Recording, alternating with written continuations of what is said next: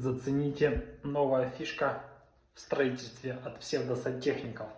Называется парящая стена, либо блочное штрабление. Ребята решили не заморачиваться, вместо аккуратного штрабления повыбивали блоки.